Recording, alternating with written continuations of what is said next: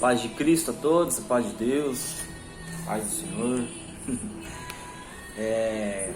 Continuando aqui, falando sobre a união dos povos, né? Porque muitas vezes, às vezes alguém pode falar assim, mas aí você está falando tudo isso aí, está falando do povo de Israel, está falando, então quer dizer que a gente tem que voltar ao judaísmo? Não é isso, certo? A gente só está querendo esclarecer a que povo nós pertencemos, entende?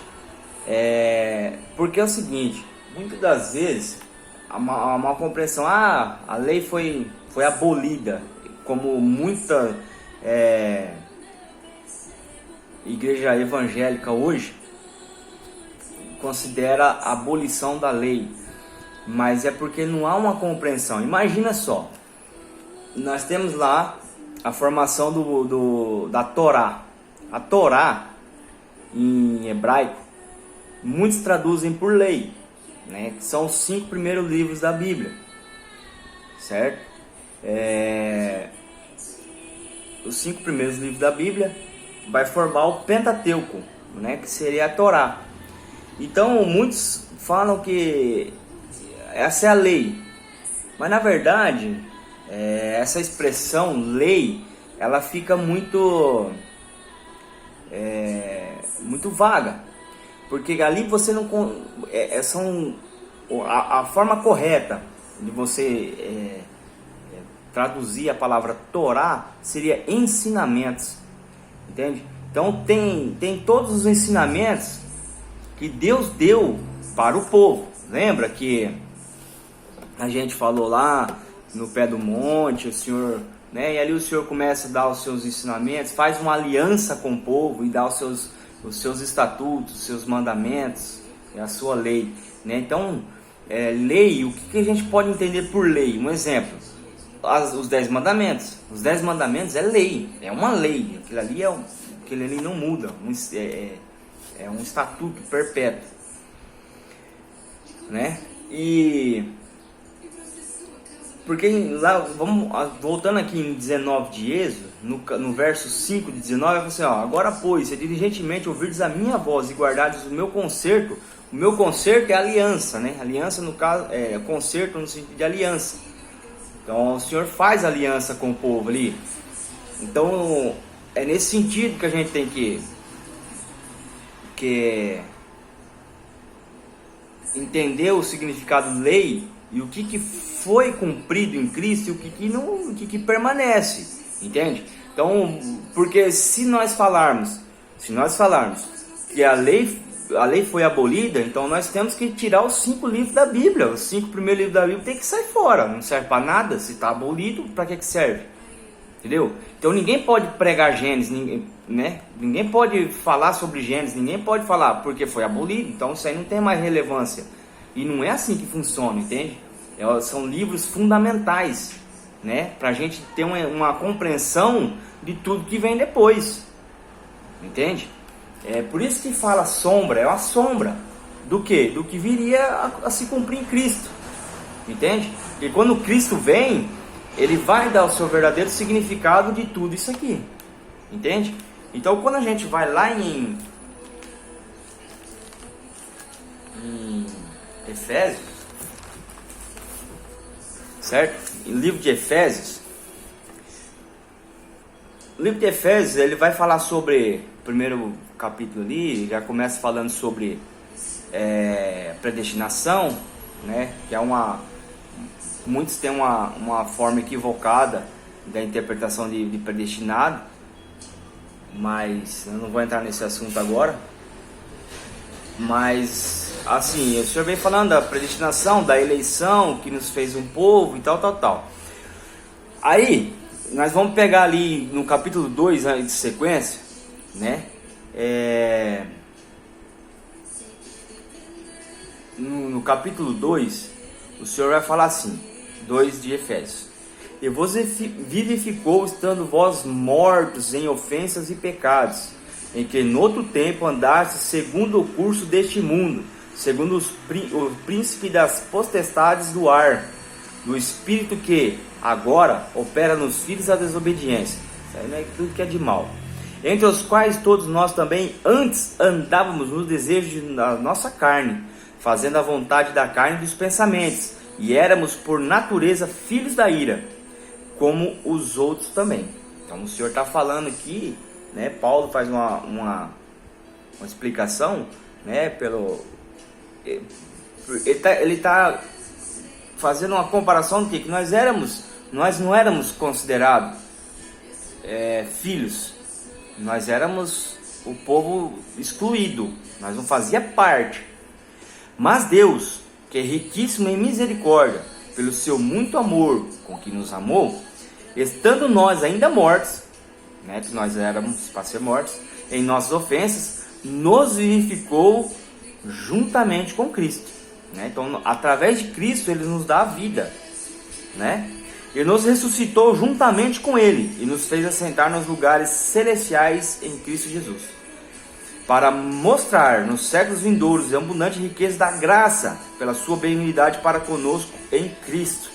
Porque pela graça sois salvos, por meio da fé. Isso não vem de vós, é dom de Deus. Não vem das obras, para que ninguém se glorie. Essa parte aqui, que ele fala não é das obras, é as obras que eram feitas na lei, o sacrifício. Não é mais sobre o sacrifício, sobre a imolação de cordeiro, sobre, entendeu? Fazer aqueles rituais, não é mais sobre isso, entende?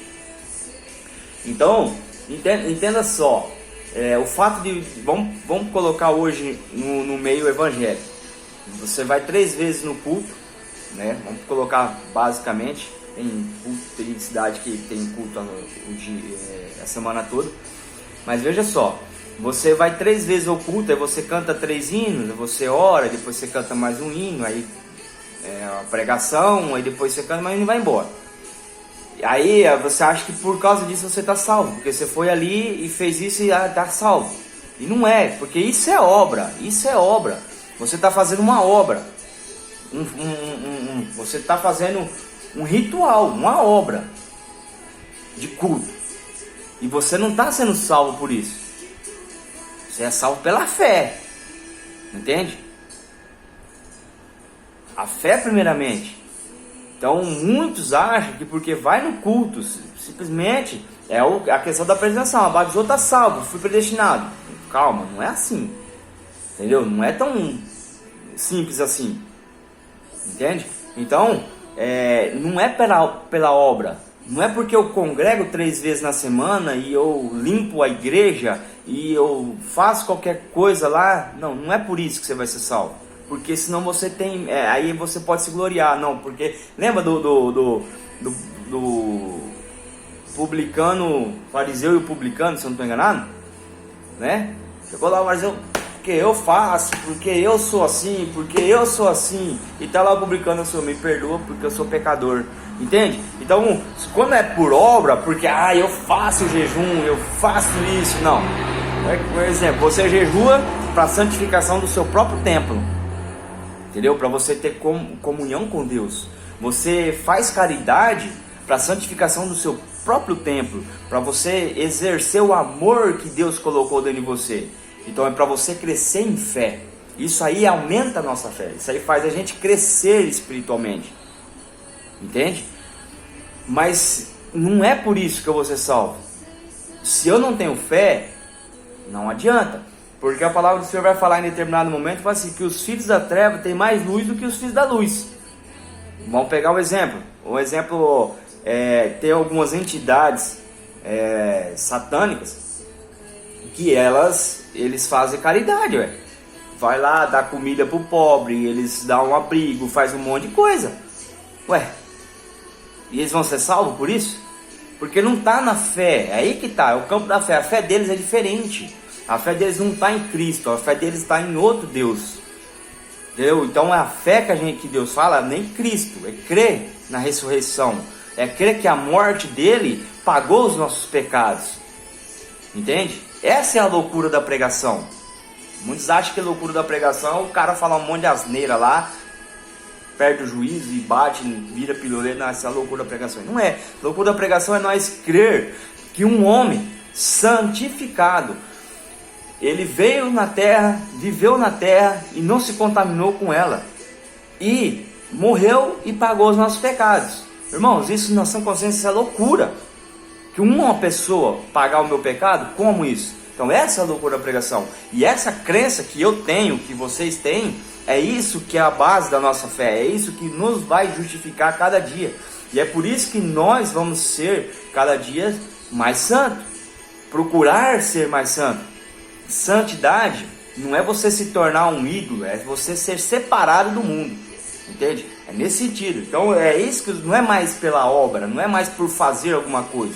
Você faz obras de caridade, de amor, porque você é salvo, porque você tem fé. Entendeu? Você não faz a obra para ter fé. Não, primeiro você tem que ter a fé para depois fazer a obra. É o contrário. Entende? Então muitos acham que por fazer parte, por limpar, por tocar na igreja, isso vai ser salvo. Não, isso é obra. Isso é obra. E não é isso que te garante o céu. Vai muito mais além. E se Deus abençoar, nós vamos esmiuçar esse assunto e a gente vai entender melhor o nosso papel nesse mundo, tá? Porque somos feitura sua, criados em Cristo Jesus para as boas obras, as quais Deus preparou para que andássemos nelas. Portanto, lembrai-vos de que vós, noutro tempo, outro tempo, erais gentil. Nós éramos gentios. Agora nós não somos mais. Nós éramos gentios, certo? Quem que era gentil? Que não fazia parte da primeira aliança. Era tudo gentil. Era tudo gentil, tudo considerado gentil. O povo de Deus era quem? Israel. O povo hebreu, judeu. Era o povo de Deus, certo? Então nós éramos gentil. Outro tempo nós éramos gentil na carne, e chamados incircuncisão. Nós éramos incircuncisos, pelos que na carne se chamam circuncisão, que era o povo judeu, feita pela mão dos homens. A circuncisão feita pela mão dos homens. Hoje nós somos circuncidados pela fé em Cristo.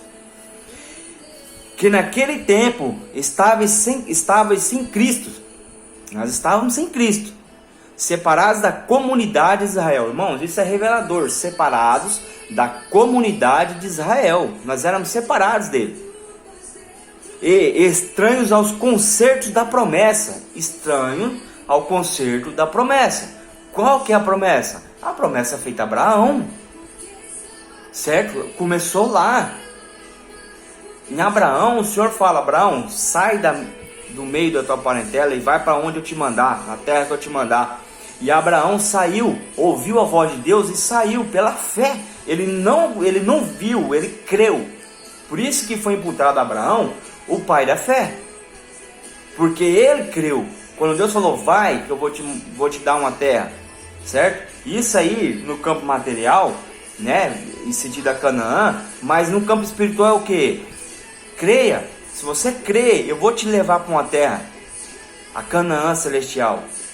Ele é o pai da fé. Então a promessa que foi feita a Abraão está se cumprindo. Então foi feita a Abraão, Isaac, Jacó. E Jacó vem as tribos. E depois, né, como eu falei nos vídeos anteriores, aí nós temos lá a divisão das tribos e tal.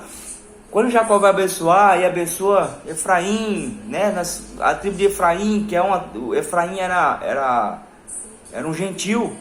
Ele não era judeu legítimo, ele era a mãe dele era uma egípcia. José casou com uma egípcia, entendeu? Então tudo isso aí é um contexto e vem moldando uma história, vem moldando uma coisa tão linda que o Senhor vem fazendo para que o povo se reúna num povo só, que onde nós éramos separados da comunidade, e hoje não, porque em Cristo, estranhos ao concerto da promessa, não tendo esperança e sem Deus no mundo, mas agora em Cristo Jesus, vós que estáveis longe, já pelo sangue de Cristo chegaste perto, porque Ele é a nossa paz, o qual ambos os povos fez um. Então Cristo, quando Cristo vem, que Ele cumpre o sacrifício, que é derramado o sangue dele, os povos que eram separados se unem um só. Entende? Então Deus faz um povo só, Deus une nós ao povo de Israel, ao povo seu eleito, entendeu? E derribando a parede da separação que estava no meio, era separado, né? Derrubou o véu na sua carne, desfez a inimizade, isto é, a lei dos mandamentos, que consistia em ordenança, tá? Então as ordenanças para criar em si mesmo dos dois um novo homem, fazendo a paz. Pela cruz reconciliar ambos com Deus em um corpo, matando com ela as inimizades. E vindo ele, evangelizou a paz a vós que estáveis longe e aos que estavam perto. Por quê? Então ele evangeliza, o evangelho, né? Ele veio para o povo hebreu, povo de Israel, e para os gentios. O evangelho veio. Aí muitos vão falar: não, mas o judeu não crê. Mas como que não crê, meu Deus do céu? Sendo que toda a palavra foi tudo escrita por judeu. Entende? Paulo era judeu, Pedro era judeu, João era judeu, Moisés era judeu, né? Povo de Israel. Vamos pegar Israel, povo israelita, né? Povo tudo israelita, tudo povo da mesma aliança, do mesmo povo. Como que não creu, sendo que foi pregado por eles? Entendeu? Então há um equívoco muito grande. E essas coisas, aonde que era para deixar de existir a separação, e cria-se separação. Entendeu? Cristo, quando ele vem, lá quando ele fala assim que chamou nós, lembra que eu expliquei no vídeo anterior sobre a videira, que nós era zambujeiro, e tirou os ramos do jambu, os galhos de jambu e colocou na oliveira? Quando Cristo faz isso, a nossa missão é anunciar o evangelho para esse povo. Nós tínhamos que ser um exemplo para eles olharem em nós e falar: não, realmente esse povo, eles creram no mesmo Deus que nós. E por isso que Paulo fala: eu tenho zelo pelo mesmo Deus. Mas ele pregava o evangelho, mas ele tem o mesmo zelo. E é isso que ele está querendo dizer: a gente tem que ter esse mesmo zelo com Deus, com os mandamentos de Deus, com os seus estatutos, e mostrar para o povo judeu e os gentios que realmente a mesma aliança que foi feita lá no pé do monte, o Senhor abrangeu ela para nós, incluiu nós numa nova aliança, colocando o povo gentil junto com eles, com o povo judeu. Entende? Então é isso que é o primordial. Mas não, o que acontece? Não, nós rejeita tudo o judeu. Não, o judeu não creu. Fica difícil, entendeu? Fica difícil isso aí. Onde que tinha que ter acabar a separação, onde que queria ser a separação, entende? Aí pega os textos de predestinação, de um monte de coisa, e acha que a gente é os caras da vez, e vai condenar todo esse povo. Você entendeu? É difícil, entendeu? Difícil até argumentar, porque são doutrinas erradas que foram colocadas na cabeça da irmandade, do povo, da igreja hoje, que fica difícil de desconstruir para construir o que é verdade. É difícil até do povo conseguir assimilar tudo isso que a gente está falando.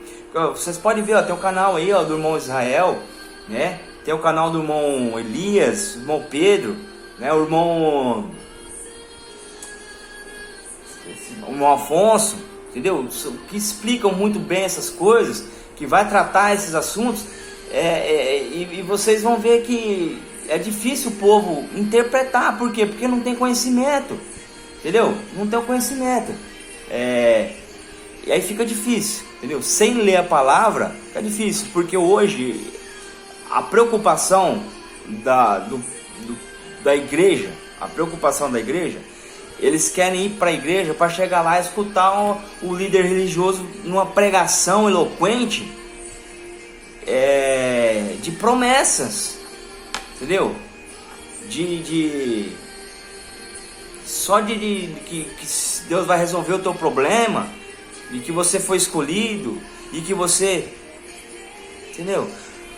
A eleição, a pré-eleição de Deus, uma coisa que tem que entender é o seguinte: o sacrifício de Cristo, ele elegeu todo o povo. Cristo, ele veio para predestinar todo o povo. Todo ser humano foi predestinado à salvação. Todo ser humano, ele tem a predestinação. Porque se o sangue de Cristo é seletivo, então o sangue de Cristo ele não espia o pecado do mundo. Ele espia de certas pessoas seletivamente. Então se o sangue vai espiar seletivamente, então o Senhor já fez acepção de pessoas. Sendo que o Senhor fala que não faz acepção de pessoas. Então cai em contradição. O sangue de Cristo, ele veio para expiar o pecado do mundo. E todo aquele que nele crer será salvo, terá a vida eterna. Mas tem que crer nele.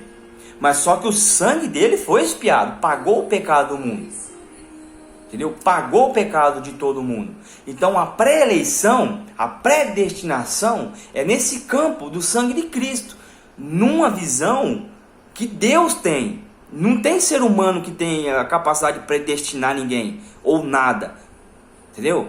Não tem ninguém, nem espírito, nem anjo consegue predestinar. O único que consegue predestinar é Deus. Somente Ele sabe o que vai acontecer do passado, presente e futuro. Apesar que Deus não está preso em passado, presente e para o futuro. Tanto que Ele fala, as coisas que hão de ser já como já fossem. Porque Ele sabe. A predestinação está na presciência de Deus. Então é um campo que o ser humano não consegue entender, não consegue expressar. Então o que acontece? Predestinação para nós é uma coisa, para Deus é outra. Então quando Deus fala assim, não, eu já predestinei, lógico que Deus predestinou. Ele mandou Cristo, quando ele sabia que quando ele criou o mundo, quando ele estava lá, haja luz, ele já sabia que Cristo viria, que teria salvação, e ele sabia. É isso que ele está querendo dizer. Que ele elegeu todo mundo, que ele nos predestinou. E predestinou a vida eterna. Mas através do sangue de Cristo. O sangue, sabe o satanista?